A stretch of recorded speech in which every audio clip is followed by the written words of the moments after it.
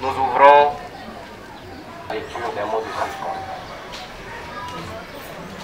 Combattants et combattantes de l'UDP. Événement marquant et louable, Pes Tshisekedi, dénommé, restera pour nous une date historique.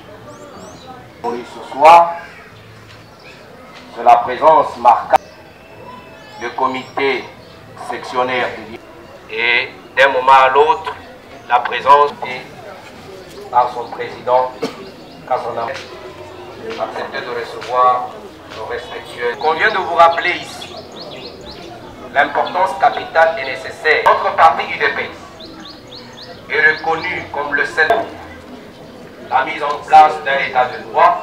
Parlant de l'état des droits, vous êtes vous-même témoin. Et c'est des collègues sectionnaires, distingués invités, nous sommes autant plus sensibles à l'honneur qui nous place devant un auditoire si impressionnant et si merveilleux, parmi lesquels nous saluons ceux qui suivent les témoignages par leur présence. Aujourd'hui, dimanche, le 3 mars 2019, le comité sectionnaire de l'IMET, dans la fédération de Mwamba, nous fait part l'existence d'un nouveau comité cellulaire à l'IMET SUZ, forgeron dans le quartier Sokopao 1, qui peut s'interpréter cellule Sokopao 1 forgeron. Ceci pour éviter les dédoublements, les chevauchements, l'incohérence qui peut se traduire dans le fonctionnement du parti. À cet écart, nous demandons à tous les membres sympathisants faisant partie de cette entité d'adhérer massivement par affiliation individuelle à la cellule de résidence pour tout citoyen âgé au moins 18 ans.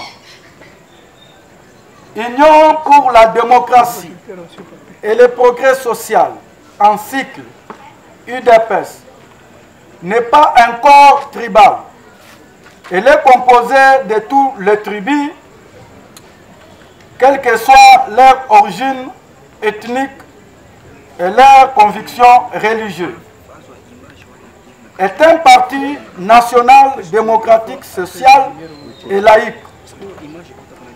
Elle regroupe les citoyens de deux sexes, hommes et femmes.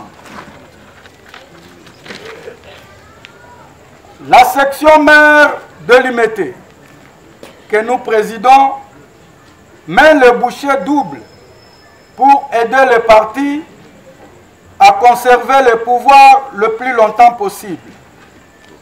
Enfin, nous remercions les responsables de cette parcelle pour nous avoir accordé cet espace, également la délégation fédérale, sans oublier les nombreux sympathisants si présents. Pour la section de l'IMET, Kelly Kayeya, président sectionnaire. Je vous remercie.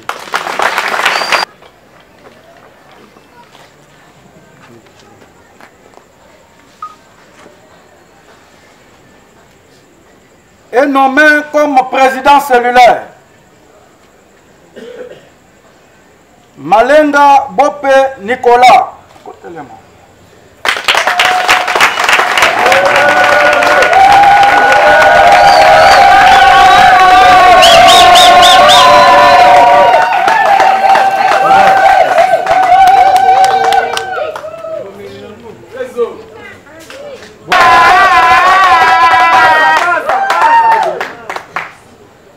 Est nommé vice-président du comité cellulaire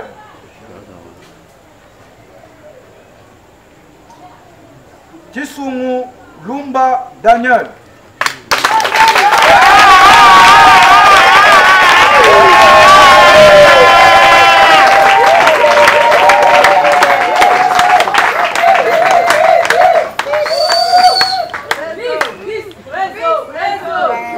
Est nommé deuxième vice-président Kitenda wa Mouvala Florimont. Troisième vice-président Moulanga Tumba Liliane.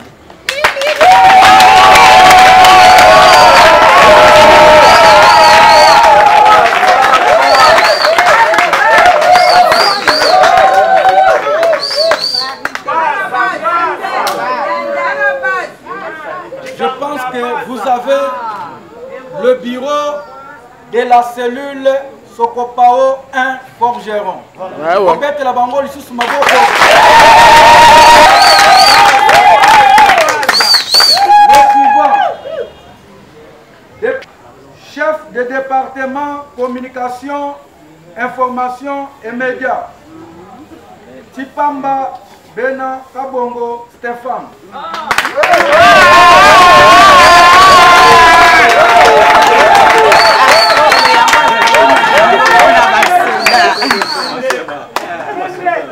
DJ Kangudia Mbouyi Simon.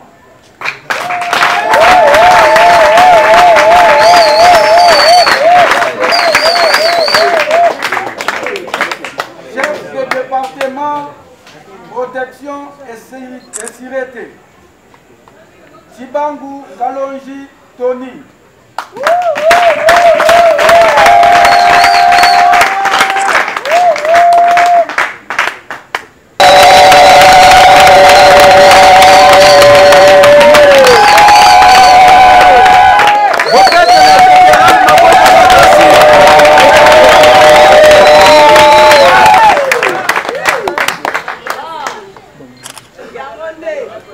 Tosengi na président fédéral avant de mouke azwana nous souffle.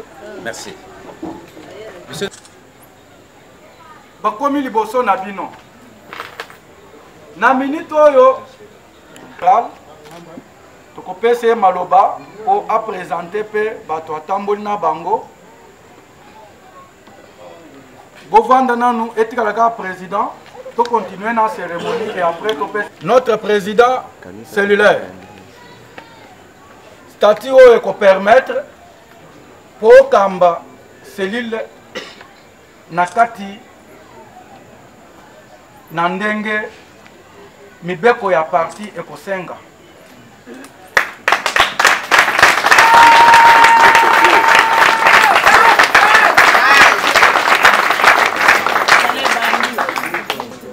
Drapeau oyo eza symbole ya parti na biso oyo bakoyebelaka que oza mutu ya IDPS.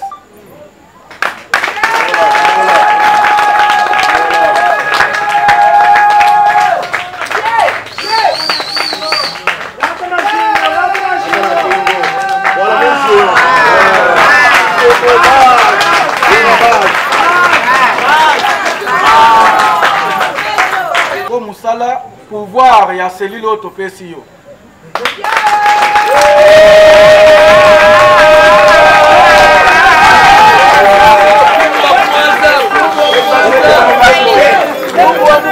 Dans notre parti Balobaka, quand le plus grand arrive, le plus petit s'efface. Maintenant, nous remettons la parole au président fédéral, mais avant Ozonga, auquel nous pessions mbote, c'est Après, Adina parole. Ok. Monsieur le Président, je vous présente mes très sincères félicitations et vous dis grand courage. Et à vous et à tous vos collaborateurs, qui les reçoivent aussi mes très sincères félicitations. Merci beaucoup. Vous pouvez vous asseoir. UDPS viva! Viva! UDPS viva! Viva! UDPS viva! Viva! Viva! Viva! Tshisekedi!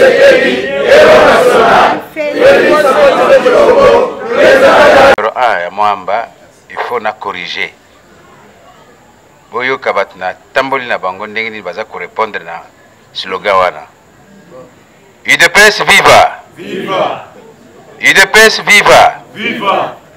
UDPS viva! Viva! Viva! Viva! Tshisekedi, héros national, père de la démocratie en République démocratique du Congo. Félix, chef de l'État. Vous mettez la bango maboko. Sikoyo tokokende biso nyonso. D'accord? UDPS viva! Viva! UDPS viva! Viva! UDPS viva! Viva! Viva! Viva! Tshisekedi, héros national, père de la démocratie en République démocratique du Congo, Félix, chef de l'État. Et yokani, hein? Maboko pona binamo. Merci. Combattantes et combattants, Yaliboso, na sengibino bolimbisi. Bolimbisi parce que boumeli na cause la biso. Mais toyokanaki na bakonzi que lokola tozali na cellule misato ya investir lelo tokobanana na mibale eza côté moko touti côté ya la colline inspirée kanisa université ezali opérationnelle te tosali tour mobimba ya Kinshasa po tokoma mais bomeka kolimbisa biso nous sommes quand même arrivés. D'accord? Merci beaucoup. Alors lelo balakisi biso bakonzi ya cellule Sokopao forgeron, n'est-ce pas? Olobi basala nini? Ba arroser. Bon. Comment ba arroser? Parce que on dit qu'être cadre est une charge et non un privilège. Ba mimi mokumba te? Bosi akotonga bango. Ouais. Bato liboso akoloba n'importe quoi sur eux. Boyete? Oui. Mais bino pe. Boye ba ke biloko wana ezozela bino. Biloko ngana lobi wana ezozela bino. Mais ceux qui bolingi ezwa bino te, bolanda statut ya parti oyo bapesi. N'est-ce pas? Ce qu'on landi statut ata ba attaquer yo na bakisi ekozwa yo te. Alors, qu'est-ce que je peux leur dire de plus? C'est d'avoir du courage. UDPS, d'ailleurs, Bino vous en a chance, une chance exceptionnelle. Tous ceux qui ont investi Bino pendant que tu as commis déjà au pouvoir. Donc, Bino vous avez la gaz lacrymogène. Vous êtes? Bino vous avez un opportuniste. Vous êtes? Vous avez le pouvoir. Bongo boya benga biso to Bino. UDPS viva. Toyokana. Ne vous pressez pas de parler. Ce que vous avez gaz lacrymogène, vous avez comme sympathisant. Les lots comme membre à part entière, il y a UDPS. Bandeko tuponi les lots, commis bato baza ko engagé UDPS na Sokopao forgeron. Ko banda lelo kombo ya cellule na bino et komami na buku ya monene ya UDPS que cellule moko botami na Sokopao forgeron. Boyete, vous êtes les bienvenus. Merci. Sikoyo bokomi ba membre ya UDPS. Na kolimbol labino, quels sont les devoirs et les droits des membres de l'UDPS? D'accord? Oui. D'abord, bah, devoir.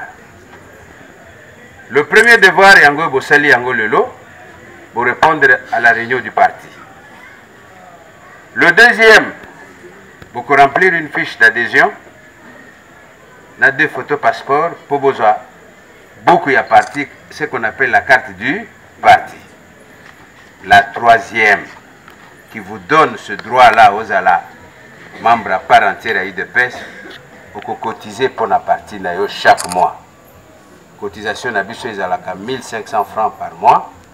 Ce que multiplié par 12, ça vous fait 18 000 francs congolais pour toute une année. Toyokani, ce qui lobby, aux gaz lacrymogène au cotisateur, Kobandalelo, d'ailleurs, tu as déjà na Sanzamoko et l'équipe. Ce que vous cotisez, vous avez déjà il y a 1500 francs congolais. Tu as bongo, ainsi de suite. D'accord? On a commis membre, il y a UDPS à part entière. Mais quels sont vos droits? Le premier ndenge tu commis à pouvoir, c'est que c'est un UDPS à Peso Moussala. Vous voyez? Oui.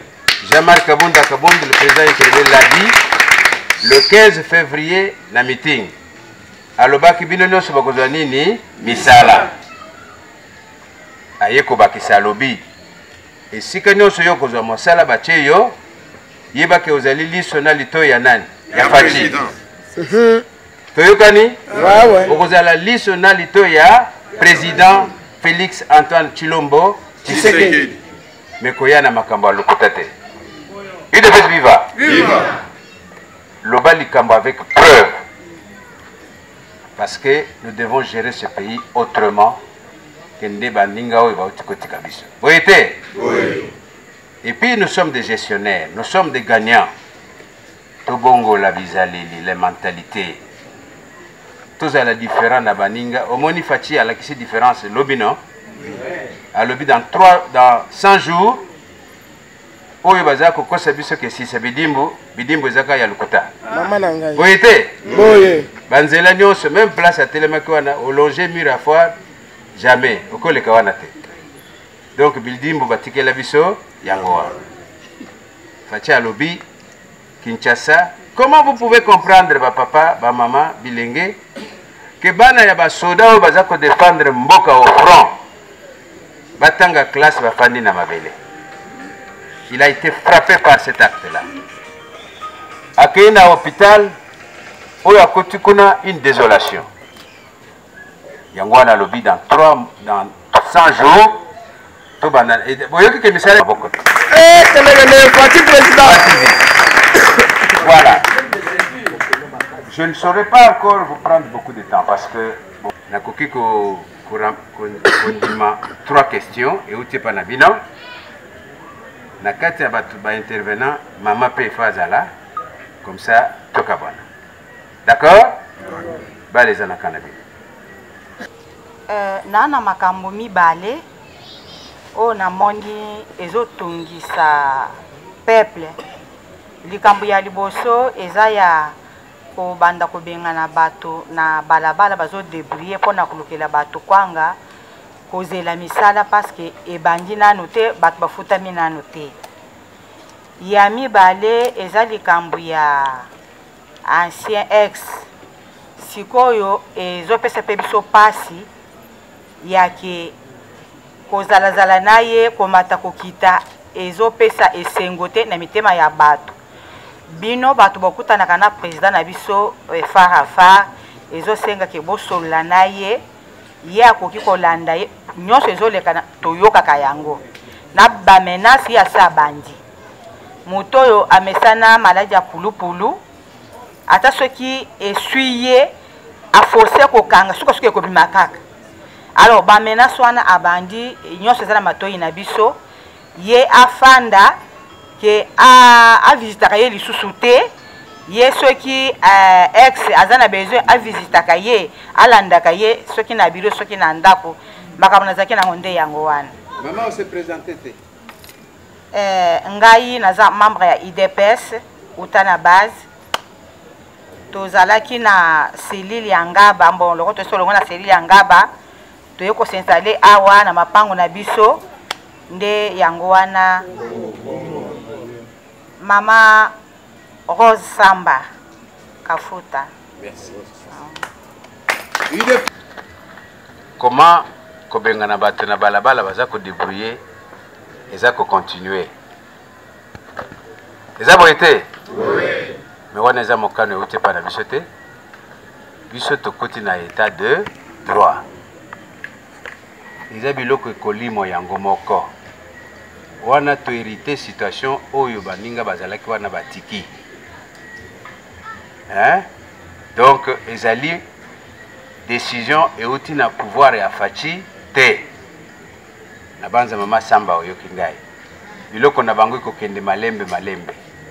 Olobi ex tout le temps à côté de notre chef. Ezako bangisa yo. Ezako bangisa pe bayike. Boyete? Oui. Mais je vais vous donner un adage. Boyebi eloko babenga ka cruche. Hein?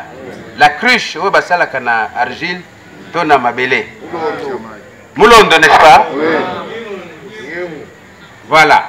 Bakamati bache fufu mekena cruche wana. Fufu wana ezali pona kobikisa libota. Boyete? Oui.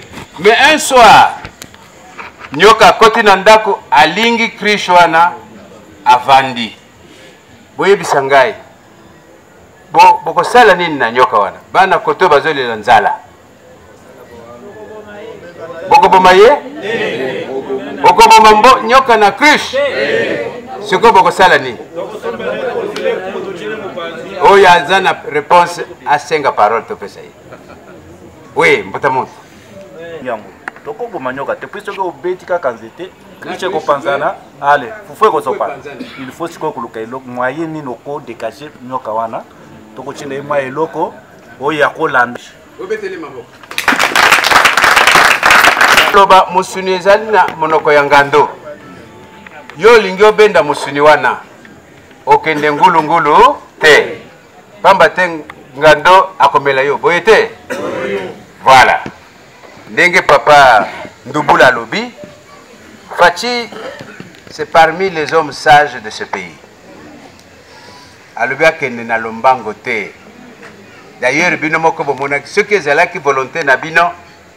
Bolinga bosala ndenge basali chibala ye, ndenge basali kimbuta ye, ndenge basali bolinga koi ye. Boyete? Oui. Place to uti bayebi singai pani bozokanga fayulu te. UDPS viva! Viva! Nous sommes déjà dans un état de droit. Kasi état de droit elingi kolobate ke okende kofinga moninga kota na vie na ye privé. Boyete? Oui. Ce que sali yango, notre chef de l'état n'est pas le procureur de la République. Wana eza dossier ba maman Patricia. Asa juriste. Boyebi honorable non? Asa lobaki? Banda ya lobite? Ah. Non, ça ce n'est pas sérieux. Président Kelly. Yo présenté maman honorable te. Nan te? Mama telema. Bobe telema bo.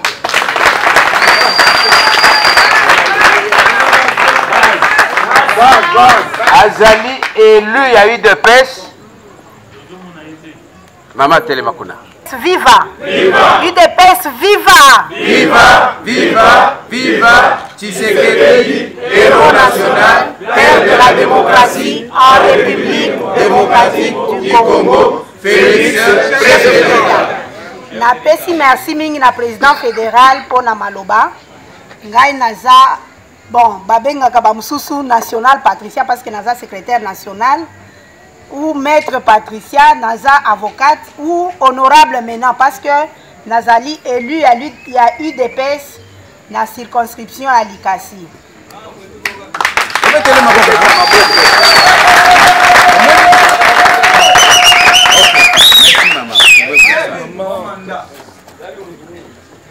Vous souhaitez un bon mandat? Facha Lobi, mandat ya mbaloyo. Bango nyoso baza ba esclave. Ba esclave ya nani ya? Donc makambo ebongwani. Alobi gouvernement ezali koya eza ba esclave. Soko yaki na makanizo tondisa libenga, ovimba liboso, ovimba sima, ozanga ndenge ya kotambola, bakongo balobaka makota didi. UDPS viva. Voilà. Donc Donc, je crois avoir répondu à Moutina et Mama Samba. Koyima imate. Na ko pesa ndakisa moke. Parce que place de Wouti, na ata na kat na bina moko pe aza komité na lebi mais ba lebi comme premier ministre Fachi. Boyoke ngono? To répondre d'abord. Na ko tuna bino biso na so to kota na classe. To sala ba examen. Mais tu es bani pe ba force na classe. Boyete? Mais moi non azwaka te. Banda to banda première période to comme na suka mbola ye kaka 0-0. So vous pandi na ye na salle examen. Oko senga ye réponse? Jamais. Oko senga ye? Mais comment vous allez koyima que à la première ministre Fachi. Moto sali 17 ans au pouvoir à Tikimboka place to kutiwana. Les lois comme un bâton magique, c'est vrai ça? Et d'ailleurs, votre que le premier ministre, ça doit être un homme bouillant qui parle à tout moment. Vous êtes? Et bien, vous pouvez dire Baba, vous pouvez sa fatigue. Non. D'ailleurs, que maman Samba Lobi, va menace, a menacé. Nazo quand monokona yomoko, ils ont imagination à peuple. N'est-ce pas? Ils ont imagination à peuple. Parce que pour nous menacer, il faut avoir un objectif moko. Bino bokanisi que tango ya boy ko se représenter la élection. Il y avait une reine que externe. Il poussait à renoncer. Boyete. Est-ce que Bino Bokanisi que la pression est Sili? Comment va qu'il nous oye Premier ministre Fachi? Je crois avoir répondu à Mama Samba. Merci. Na sepeli mingi ndena moni bakonzi nazo profiter nazo biano na mikona na ngai. Nazali kaka na 3 petites questions. La première est concernée adhésion. Ah, merci. Comment on a eu Prince Bakenga Ilunga? Ok. Première question est concernée adhésion. Naoki mon candidat pour Sabiso, il faut premièrement qu'on affiche. Ensuite, bon, premièrement qu'on participe à la réunion, qu'on affiche et puis cotisation. Au moins sur cotisation à préciser que c'est 1500 le mois. Il y a une précision sur la fiche, est-ce gratuit ou bien est-ce payant? Bon, là, on a une précision. S'il y a précision, on a aussi peu deuxième petite question, ils ont concerné le chef de l'État, le Baki Lobby. Moi, confusion, c'est là que camarades bon. 100 jours, lobby, ils ont 100 premiers jours, parce que nous déjà 37 jours, aux environs 60 quelques. Est-ce que le programme est banda et banda qui dès les premiers 100 jours, dès le premier jour, ou soit ils ont bandé lundi 100 jours wana. Avec une précision pour le programme. Que ce n'est pas possible, bino batoza pembeni ya mokonzi na biso to bovotaki. Pour na ngai on volonté na ngai.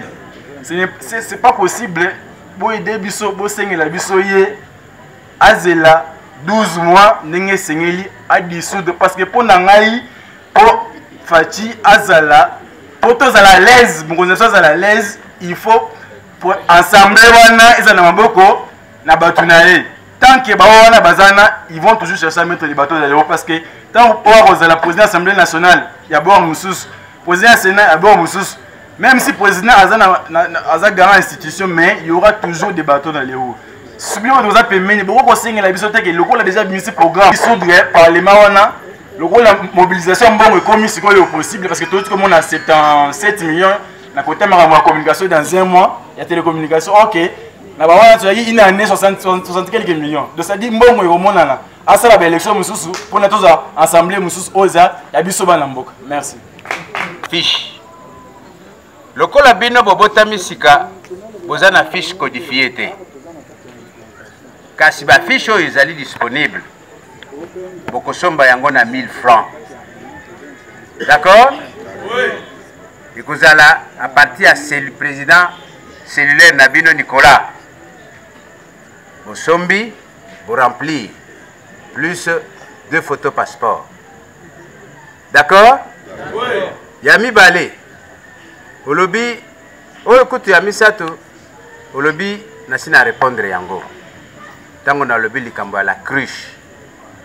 Bakendeke na makambo na mbango te.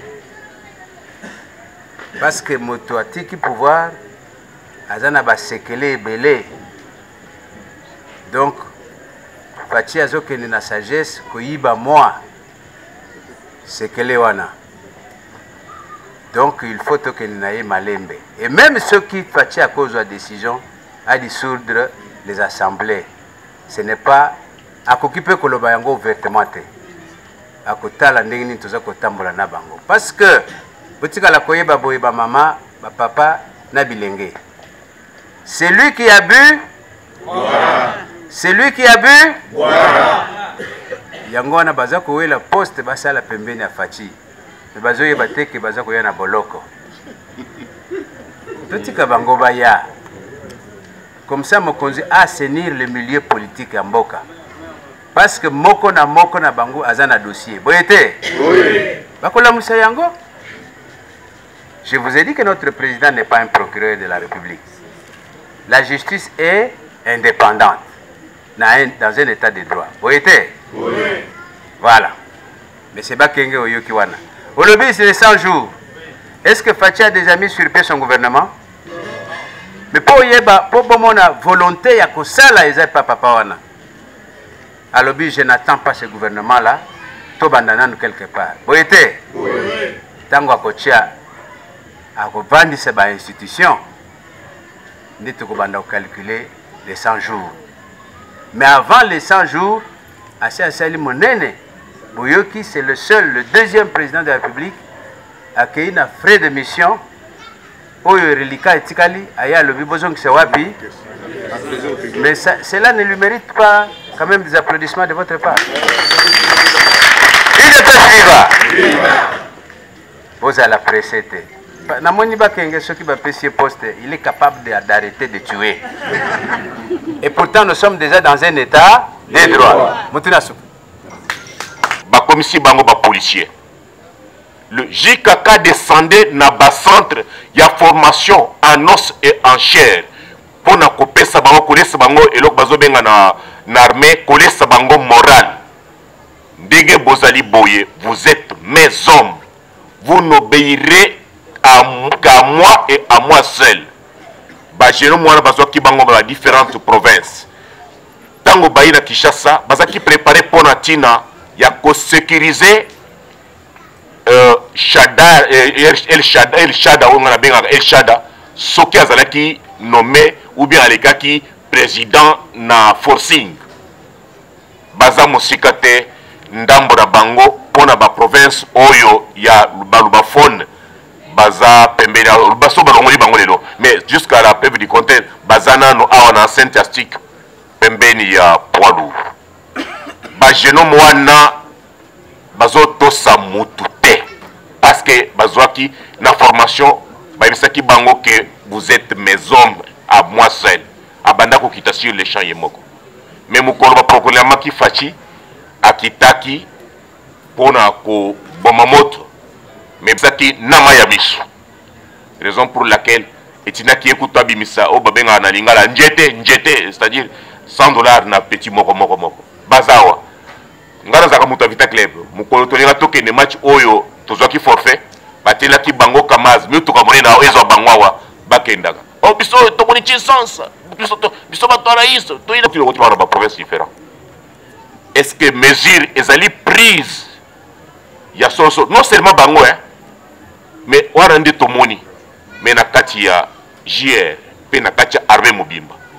Est-ce que mokoza biso azana sécurité? Qui dit la sécurité de notre Mokonzi et Ozali, les sécuritaires de Congolais. Merci. Nakomekanano, ce qui n'a kokoka, kopé c'est moyen. Monsieur Chipamba, pensez-vous que Fachi ne connaît pas cette histoire de sécurité? Lui qui est chef de l'État. Qu'en étant entouré par ces gens, il est en insécurité. Aïe bien voté. Aïe bien voté. Aïe bien. le premier qui monte la sécurité sur nous, c'est Dieu Tout-Puissant. Vous avez vu, Fachi, comme on a dit, la prophétie est belée, Namboka paix ailleurs. Le Dieu là qui l'a envoyé, qui lui a donné cette mission-là, c'est le premier à le sécuriser. D'accord? La sécurité humaine. Yoza koloba oyo bazalia. Et kotakiawa na ba mercenaires. N'est-ce pas? Mais nyoka soki bakati mutu. Oyo lobi dangereux wana. Le reste c'est accord na ye sala ka ba soubresaut. Okokipe kokima ba soubresaut wana. Boyete. Alors que la tête est déjà décapitée. Vous pensez que ces jeunes gens-là et toute l'armée, d'ailleurs, les actes de charme que pose notre chef, oyoki ke ba policier balia ki bango 2 mois. Boyete. Oyoka kilobi que bana ba soda ba fana suna mabelete pona kotanga. N'est-ce pas? Akende ki na kanchachi, n'est-ce pas? Kunande esika we bakokaki kolia ye. Mais ça koyi mobali, non? Et vous pensez que Fachi, le 1 mois qu'il vient de faire, il n'y a pas qu'il a été pour la sécurité? Il ne peut se vivre. Moi, je ne crains pas ça. Je sais que nous allons faire le pouvoir pendant 5 ans et on va nous renouveler encore 5 autres années. Encore même.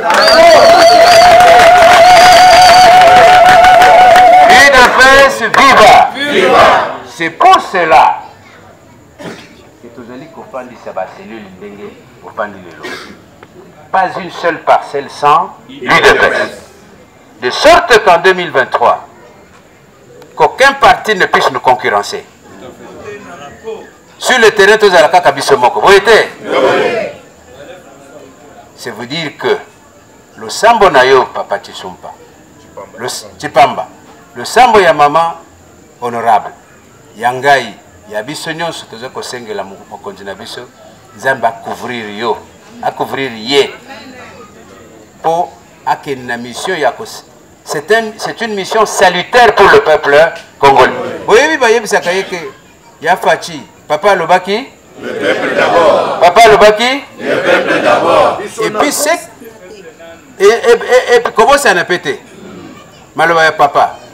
Ce que Fachi est devenu, ça résulte à le Samonayo, Yangai, ya maman, ya papa, ya moana. C'est ainsi que, ba esprit Amabé, ata ba yendengenini, il va le maîtriser. Parce qu'il y a la grâce de Dieu. Je crois de cette manière-là. Je voudrais que toi aussi tu puisses croire comme moi que nous allons faire 5 ans, renouvelables 10 fois, UDPS viva! Merci. Qui n'a pas d'awa, on a biso, le colato vandisi, comité na ebonga na ye, toza ko pesa mokako, soit. Moi na soki a botami, balakisaka ye ndenge nini ya kongoluma, na ndenge ya kotambola. Voyez, nous n'allons pas vous abandonner. D'ailleurs, j'ai oublié quelque chose de très important. Comment fonctionne l'UDPS? L'UDPS fonctionne de cette manière. Chaque vendredi, la fédération Onganazo Kamba et Sanganakana Lombo, numéro 79/49, dans le quartier des écoles à Lemba. En face, il y a Ikolok pour ceux qui connaissent Lemba. Vous êtes conviés à Koyana Barinyowana parce que Barinyowana est copé à Nabiso à combattant UDPS. C'est ça qui fait que nous soyons différents. Nabato bazako lokotama kama na balabala bazako panza yango. Formal. Boete. Chaque fédération a PCO et outil na likolo. Et pas ya direction politique, il y a parti. Samedi, le président a kosangisa section Lemba. Il y a limité. Bino pe boke ni lisusu wana parce que il faut que nous ayons une formation au Lenda. Papa, réunion à yo et Makawapi. Il y a ce peuple. UDPS viva! Viva! UDPS, viva! Viva! Cellule Sokopao 1, Forgeron, viva! Viva, viva, viva Tshisekedi, héros national, père de la démocratie en République démocratique de l'État. Section Yalimete, ils vont se réunir sur l'avenue Limete numéro 37. Chaque samedi. Ok. Boyoki, avenue Limete numéro 37. Dans quel quartier? Quartier côté résidentiel. Quartier résidentiel. Ok, il y a de 15h à 17h. 7e, 10e mairie, on a déjà en place. Okobimate na réunion wana sanke ozo eloko mususu ya sika. Alors le dimanche tel que toza lelo tourne na bino na cellule. Bozui na fédération. Bozui na section. Boyoko panza na baoyo bayaka te. Bayeba qu'est-ce que l'UDPS, comment l'UDPS pense pour le pays, comment l'UDPS veut gérer ce pays pour l'intérêt supérieur du peuple congolais. Voilà comment nous fonctionnons. Et puis, Monsieur le Président Nicolas, il faut avoir un cahier registre. Grand merci de l'accueil que vous nous avez réservé. Tous allons ensemble, Motomoko, Tosimba Fachi, pour un intérêt supérieur au peuple congolais. Sur ce, je déclare terminée cette cérémonie qui était pour l'investiture de la cellule Sokopao Forgeron et je vous dis au revoir. Tosengedi noboti kanana ya kofanda pardon le temps bakonzi na biso babima nanu biso pe tokokana komela. Depuis que vous allez président fédéral il y a Moamba, alors le lot monio awana Sokopao tokoyeba motif. Ok, d'abord une précision. UDPS Tshisekedi Moamba. D'accord? Motif, ils ont simple. Mbotama et Salami na UDPS, na cellule Sokopao Forgeron. Toyoko vandisa, toyoko tala mwana wana to fandisi na ibonga na ye. Voilà motif et membiso. Parce que tozali kokende na mapone 3, tozako préparer dès maintenant. De sorte que tant que comme en 2023, que nous soyons le seul concurrent sur le terrain. Motomoka mekana na bisote. Alors, Nicolo, l'isole a focalisé base, bazotalo dans le monde entier. Et il n'y a pas plus tard qu'hier, le président de la République a repris sa programme gigantesque, il y a 100 jours. Mais bazotalo dans le monde entier, et il tambola la population, les lozagi les bossons na bango. Vous avez quoi cirer bangonino au-delà maloba Mokonzi. Ok. Mokonzi, en tant que chef de l'État responsable, a kolobake et lokomoko dans le vide té. Au hasard. D'ailleurs, pour preuve, au Moni, ce sont des techniciens à Makamboana, Balimbola Kiango. Donc ce programme-là sera bel et bien réalisé par Fachi pour l'intérêt supérieur des Congolais. Au Nyonso, Azali Kocha et Likake Bana Papa, le peuple d'abord, a se retrouver dans le programme Abaché. Que Dieu vous bénisse. Voilà. Totondo botondi et puis tomonio lelo la manifestation yo toyebi ki likasi. Mais du coup tomonio na moamba ezalini. Naza nanu membre ya UDPS qui trouvait et que réunion à UDPS ezali na kokota, c'est normal et puis nazo vanda na quartier oyo. C'est vrai, je suis élu de Likasi, des cellules de base nangai na bandaki kuna. Mais nazo vanda na cellule ya Sokopao. Donc c'est normal vraiment que l'élo na ba dimanche nazalaka na cellule na biso parce que na ba statut na biso ozala cadre, ozala président ya parti. Il faut au banda ko kende na ba réunion ya cellule. C'est pourquoi l'élo en tant que secrétaire national nazana cellule nangande na yaki na cellule. Voilà. En tout cas, ça va direct, tout cas peut déranger biso. Mais au-delà il y a cérémonie autour comme on a ezana fief na yo oyo zovanda un mot na président oyo baoti ko introniser le lo Nicolas. Moi na kopesa na président ya cellule ya Forgeron et que il faut respecter ba texte na biso. Ceux qui a respecté ba texte na biso, yé mon kwa komona que même avec base nae et que ça la vraiment facile. soki ake libanda ya batexte wana akokutana na base et puis biso ezaka base soki oza na base te donc ki président na yo eza na tina te. C'est pourquoi nakosenga ye vraiment abanda kotanga mingi ba statut ba document na biso ba biloko nyonso ezouta na UDPS abanda kotanga yango mingi et puis koyoka mingi base wana nde ekosala ke lopango tokoti lelo. C'est vrai ezalaki tozalaki ebele mais il faut tokoma mpe na libanda awa.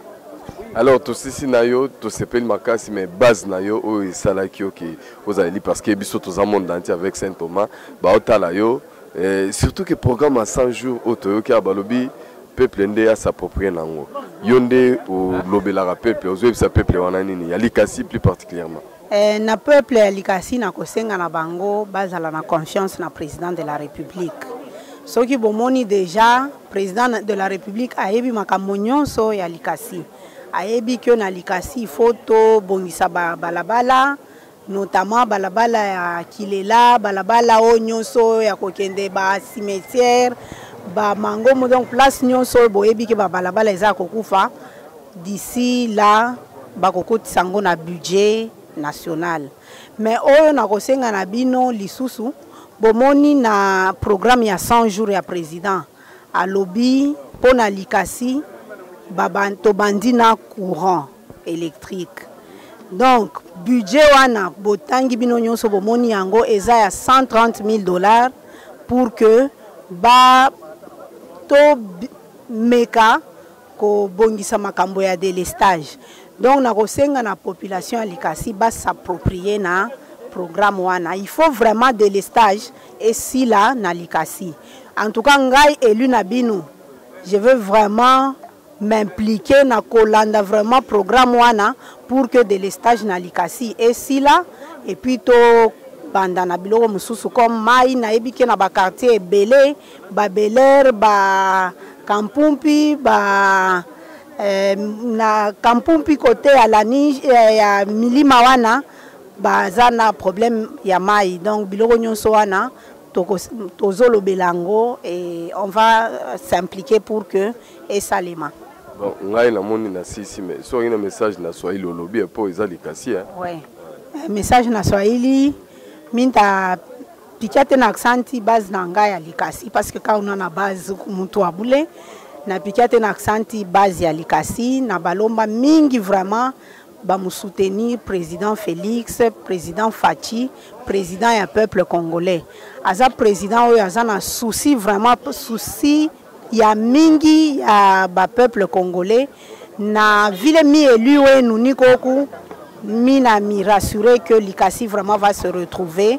C'est pourquoi minte miloma vraiment soutient yenu mutu saidie mutunge para mukono pour que d'ici 5 ans mutu kabri ete na confiance. Accent honorable. Accent Tito Madakien.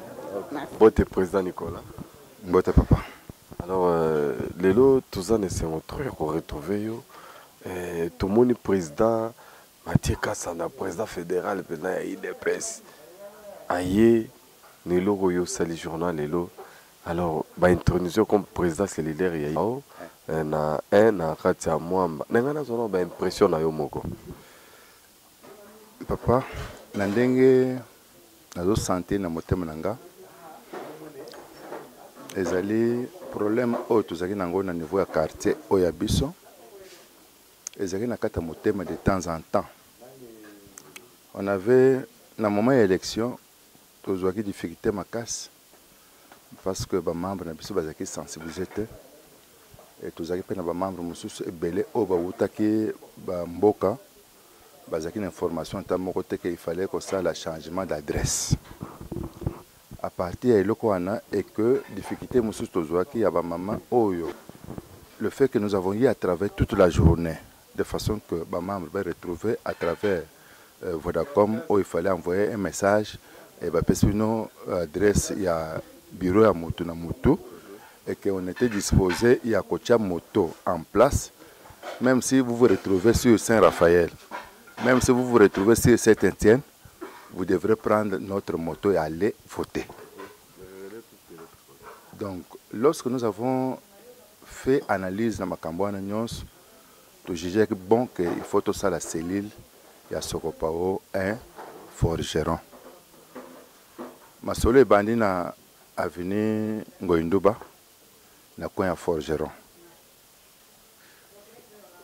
to bandi to kei musika to yoko zo décision il y a que maintenant nous devons aller voir les autorités ya IDPS to l'ex bango déjà musala to sali sur le terrain et que réalité et monani lelo tozana esenga makasi pour na quartier na biso parce que ba cellule oignon c'est ko sala sans que bazana ba membre et tozolo ba bazana na kolela muke parce que ba moni o ya biso cellule to sali rapidement ba ye ko investir biso wana zo pesi biso esenga makasi parce que nous allons maintenant aller dans toutes les parcelles il y a Sokopao 1 na quartier na biso na koko épinglé ba venir autozana ngo forgeron ngo Induba Bukasa du jardin de la paix Mpela tokokota partout de façon que dans chaque famille il faut tous un membre il y a IDPS na katea Sokopao.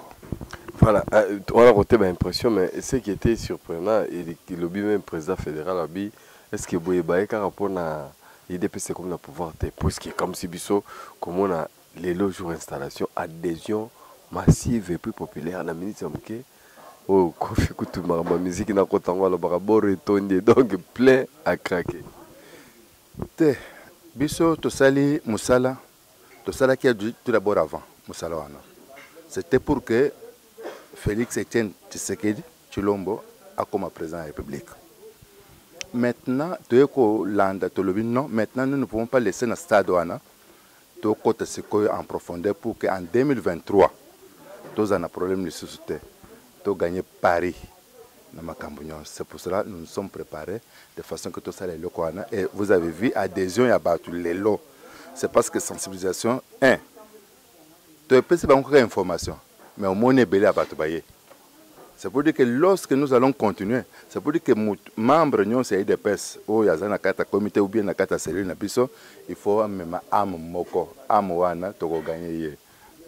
Nazo conclure nayo mais nazo mona no moko zaza nzinga na yepe photo yebaye parce que ngana na Saint Thomas so monete kondimate so monete kondimate mbote vice mbote ndeko na ngai mbote ngai Saint Thomas na ngaki nazwa pe réaction na yo na événement comme bino journal lelo neti na yo bona koloba nini esali bino ndenge nini bino bozwi bénédiction mnene boye bala moko IDPS na pouvoir besoin installer bino et puis que na minute pena so baliba ka bala bena ba poste bino ne ba ko benga nano et le président fédéral abi batumsu baza ozoki na mo gaz te mais lelo quand même bazungu ya ka première fois IDPS na pouvoir bon ba d'abord impression na yo moko na makambo nyonso bampangi na beto kikuite kutubaka bampangi na beto bandu no kutubaka kisalo 15 sacs à verre. Cela signifie na musala blague te oyo moni lelo ezali fiasco te mais ezali fruit ya musala oyo esalema kala oyibi kala tozali kobanga na biso bagaz tozali kobanga ba arrestation makambo ebele oyo oyebi bamosusu bakufa soki ezaki lelo tozopema eza parce que nzambe asali biso ngolo. Hein? Mais lelo et bonga wana oyo bien bonga wana et pesemeli na mwana mboka oya loba non à la violence, non à l'arrestation arbitraire, hein? Non au massacre et aux enlèvements inutiles. Yango Moni. Presque partout, presque tous les quartiers de Kinshasa sont en train d'être ébranlés. Donc, somme Yomoko Yebi, Yokabaz. Cela signifie le peuple a obtenu ce qu'il cherchait. C'est quoi? Le droit d'expression libre. Nous avons maintenant obtenu notre droit. Le peuple a la liberté d'expression. Et nous voulons nous exprimer librement pour faire non à la haine, non à la division. Le Congo restera un et indivisible. Merci. Et c'était que parce que les loyaux, le cola, papa Félix a vendu dans Ebonga, yo yoki azoka bulambongo pamba pamba. Yo yoki mbongo.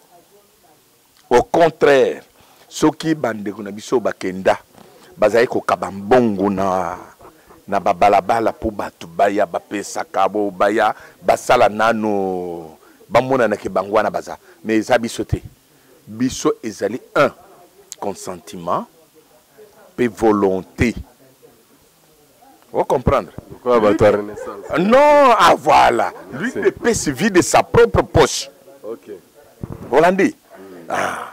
Il dépêche ezali que parti yo. Donc moi na eu dépêche azoya non pour aya ko zombongo. Mais azoya pour aya ko contribuer na yaye.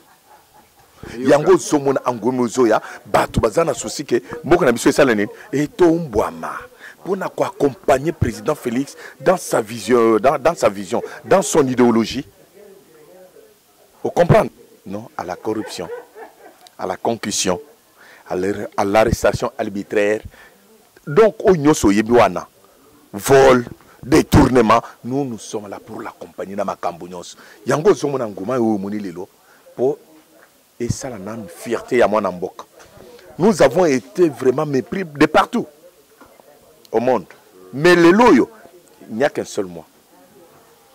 Parcours Nabiso, un mois. Moi, Namboka a retrouvé valeur naïe sur l'échiquier international. Babandi ko banga moi na Congo. Congolais, babandi ko pesa respect. Mais tant que tu as salé une année, 2 ans, yo moko devinette. Yo Gavaz, voilà, merci beaucoup. Vice-président, merci. Toling, to conclure na yo rapidement. To conclure na yo. Non, Nani, non, yo aussi to conclure président. Si c'est possible, le président. Alors, naoki le vice-président Tolobawa, il y a que basa volonté le peuple a un lobby na programme à 100 jours, masango et mati. Mais je suis qu'on a terrain au balai c'est le masango et mati. Bon, c'est ça on dit. Papa, ezalo comme ok. Confiance aux te pèse na Félix. Nous allons les atte. Les problèmes ok que vous avez décanté sans problème. Ça veut dire que Bangolia Tongo midi pourquoi? Bazala calme. Batubalolia Tongo midi pourquoi bazala calme. Modérateur yakana ngam na mona yom to yipsenga na olia. Modérateur yakana ngam na mona ko benanga na olia na lepo basuki singana mambano bazolia Tongo pourquoi netinga na lepe na le makemba na ogi bien a venir investir au président Nicolas Bimi et ça libiso qui to modérateur ngana zo 2 mots pas na rapidement est-ce que est-ce que bon il y a l'état à niveau boyer la biso le inge boy poto santa qui na base on dirait partout quand bataille de pèse nous va occuper et comment est-ce que bon à l'état comme il y a IDPS et le but est que bon il y a l'état et comme il y a IDPS est ali parti politique état congolais est ali pour na tout congolais ce qu'on l'a dit mokonzi mboka Félix na discours na ya liboso alobaki que ya solo ba voter ngai en tant que candidat sur la liste ya IDPS. Mais na komi mokonzi ya mboka ya tout congolais na tout congolaise il y a eu des pes kakati donc olobaki mbongo ya l'état ekomi ya eu des pes wana ezali lokuta to ngai la comme on a Saint Thomas est-ce que ceux qui na Alexis dès dimanche na place tout ça qui wana est-ce que na mona ka ba te belende na moni lelo bien ba ko diminer ou bien ba ko leka suso na mona ki lelo.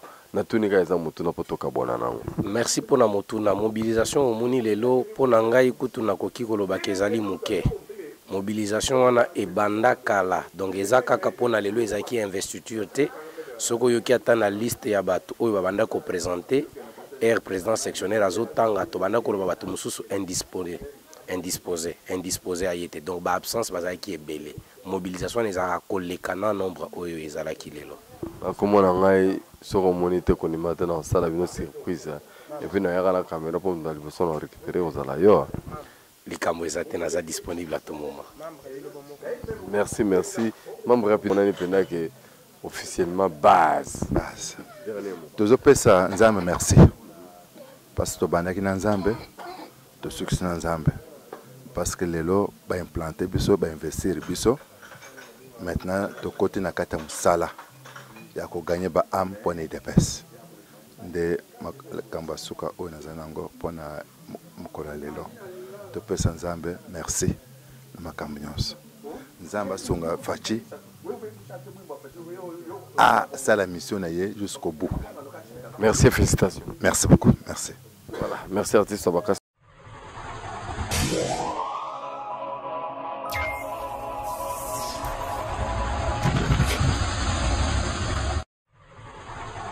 Yeah.